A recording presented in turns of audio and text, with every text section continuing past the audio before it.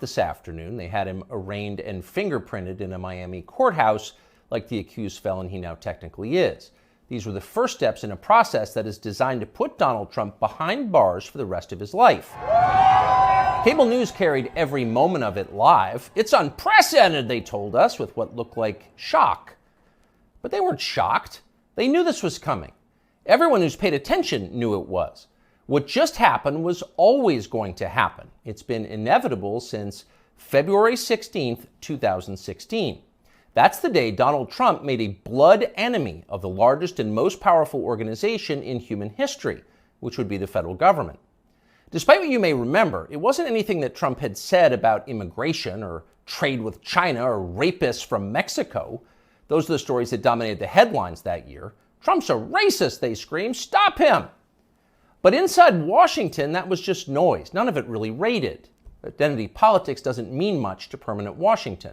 What matters, then and now, is foreign policy. The invasions and occupations and proxy wars. The decisions that determine which global populations will thrive and which will die. The policies that come with trillion-dollar price tags.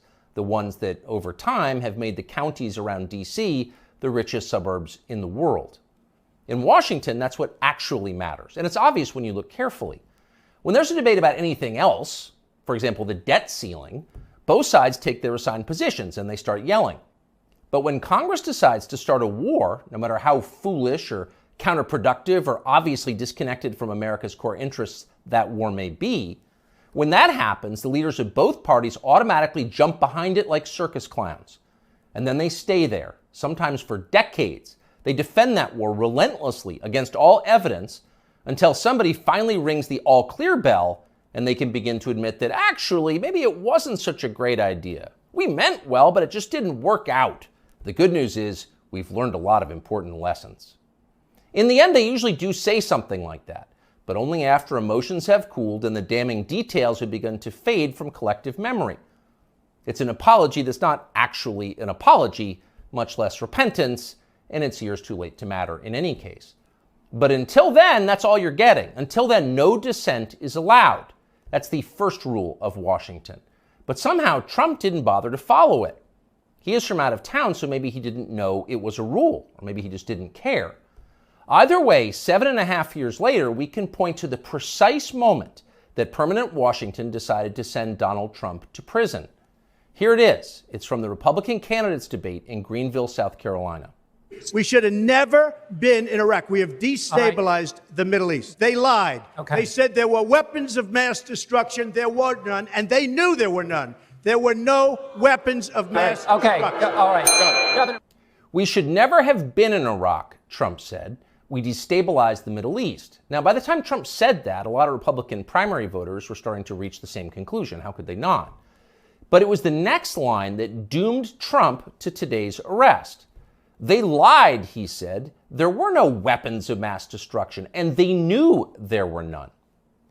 Now, when he said that, a few in the crowd booed. Most just sat there in silence, stunned. Can he say that? Well, he said it anyway. And by saying that, he sealed his fate. That was the one thing you were not allowed to say, because it implicated too many people on both sides, which on this topic is really just one side. Hillary Clinton was guilty of it, but so was Paul Ryan. All of them were guilty. They all knew, they all lied. And to a person, they hated Donald Trump for exposing them. After that, it was pretty clear that even if he did get elected president, Trump was going to have a very hard time controlling the federal government he was supposed to be in charge of. Most of permanent Washington decided that thwarting Trump was the single most important mission in their lives. Everything depended on it. Many of them said so publicly. But others didn't say so publicly. In fact, the stealthier ones took another path. They ran toward Trump, not away from him. They sucked up to him. They ingratiated themselves with the man they intuitively understood was susceptible to flattery, which Trump is. And they did this in order to subvert his new administration from the inside. There were a number of these, and you could spot them immediately. They were flatterers. Invariably, the ones who flattered Trump the most hated him the most and disagreed the most strongly with his views. You saw them in the hallways of the White House and at press conferences. They were there slobbering over their boss with elaborate self-abasement, as if they were addressing a monarch or a god. It was a scene from the Ottoman court. It was filthy and decadent, and it was false.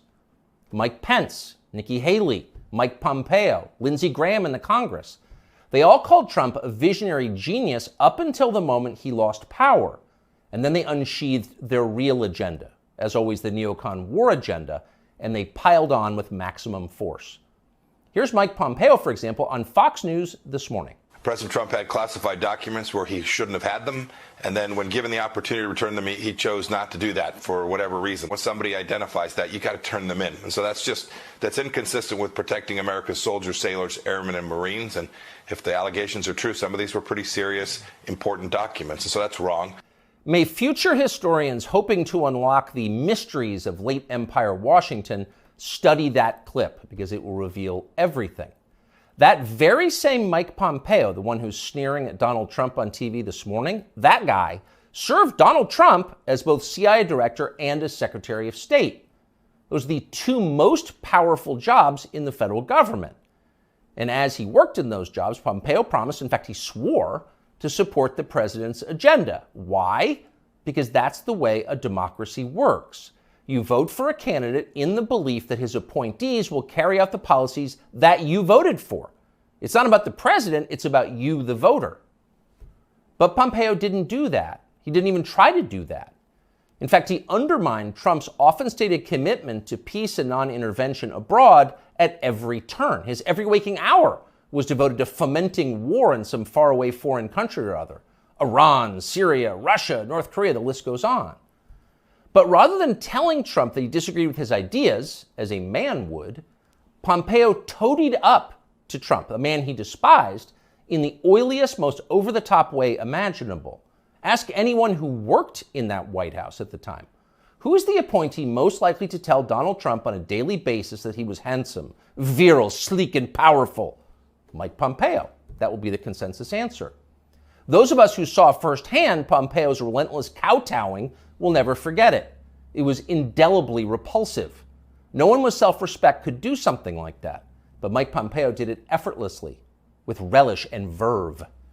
Now, this same person is telling Fox News viewers that he fears for the safety of our military, our soldiers, sailors, airmen, and Marines, in the approved phrase, because Donald Trump took some classified documents home and didn't immediately return them to the National Archives? What a lie that is. Mike Pompeo knows that's a lie. He spent his entire life in Washington. Washington is a city where internal memos about Labor Day are classified because everything is classified. Your government has classified more than 1 billion federal documents, most of them boring and pointless and a danger to no one, and locked them away in secret where you can't see them because you may be an American citizen, but not really, and therefore you don't have the necessary clearances to know what's going on. And by the way, none of this is done in order to make America safer, any more than COVID restrictions were designed to keep you healthy. No, it's a caste system. That's the point. And you're the untouchable in this hierarchy. Mike Pompeo knows that. Everybody who works in Washington knows that. How many secret documents do you think Dick Cheney took home with him while he was running the Iraq War? How many did his wife read? She never had a clearance. We'll never know the answer because there is no chance Dick Cheney will ever be investigated or his staffers will be told to wear wires in his presence. He will never be indicted for this. Of course not. Dick Cheney is a neocon. Donald Trump is not. Dick Cheney supports war with Russia. Trump does not. That's the difference. The rest is just a distraction. The prosecution of Donald Trump is transparently political. He's literally Joe Biden's main political opponent. He's polling at over 60% among Republican voters right now. So Joe Biden is doing what no president has ever dared to do. He's using law enforcement to lock up his chief rival. That's happening right now. Anyone who denies it's happening is lying to you. But actually, it's worse than that. Trump's prosecution isn't just political, it's ideological. Nobody with Trump's views is allowed to have power in this country. Criticize our wars and you're disqualified. If you keep it up, we'll send you to prison. That's the message Washington is sending. Not just the Democratic Party is sending, but both parties are sending. Like so many Republicans, for example, the supposedly conservative governor of Texas, Greg Abbott, spent yesterday totally ignoring the destruction of the American justice system. Instead, he signed a highly important bill called the Crown Act, which, according to the celebratory tweet Abbott sent commemorating it, will, quote, prohibit discrimination based on textures and hairstyles historically associated with race. In other words, in Texas, cornrows are now protected by law. Having unapproved views about Ukraine is not. That's fine with most elected Republicans. They find Trump tiresome and embarrassing. Their donors hate him. They will not be sad if he dies in jail. But what about voters? What are they learning from this spectacle? Well, mostly they're learning that they have no power at all because nobody cares about them. But they already knew that. Unlike so many of our elected leaders, they have been to America recently. They know what it looks like. Have you seen it? If you've got a few days this summer, find out. Take a road trip and see for yourself. Drive 500 miles in any direction and then come home. How are things looking? Well, they should look great. The federal government spent $6.5 trillion last year. That's more than any government has ever spent, ever. So at the very least, you would expect pristine public roads. Oh no, that's not what you see when you drive around this country. There are potholes and Jersey barriers everywhere. Looks like Tegucigalpa before the Chinese decided to rebuild the infrastructure of Honduras. We don't have China buying our roads. So they're falling apart. You'd think the people you would pass on your road trip would look happy and prosperous. Again, this is a very rich country. But a lot of them don't. Quite a few appear to be strung out on drugs. You see them shuffling by shuttered storefronts in small towns. And you wonder, as you see all of this, where did all the money go? It's certainly not here. Well, it's in Washington. It's in Fairfax and Loudoun counties, and in leafy, perfectly manicured Northwest D.C. And of course, a huge chunk of it went to Ukraine, to Zelensky and his friends. Not because you voted for that. You didn't vote to give it to them. You never would. But because Joe Biden and his many allies, from Chuck Schumer to Mitch McConnell to Paul Ryan, and every single news anchor on all of television, all of them believe that Ukraine, its borders, its future, its infrastructure are all more important than the town that you live in. They sincerely think that, and it's obvious. Everyone in power thinks that, except for Donald Trump. Whatever else you say about him, Trump is the one guy with an actual shot at becoming president who dissents from Washington's long-standing pointless war agenda. And for that one fact, they're trying to take Trump out before you can vote for him. And that should upset you more than anything that's happened in American politics in your lifetime.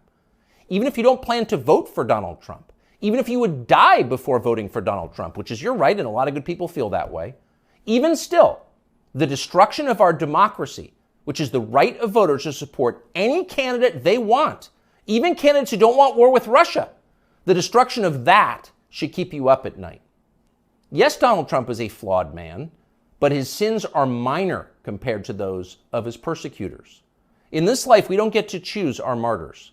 We can only choose our principles, and America's are at stake. Younger people say the news is full of lies. Kennedy's motorcade. 239 people. The death of Jeffrey Epstein.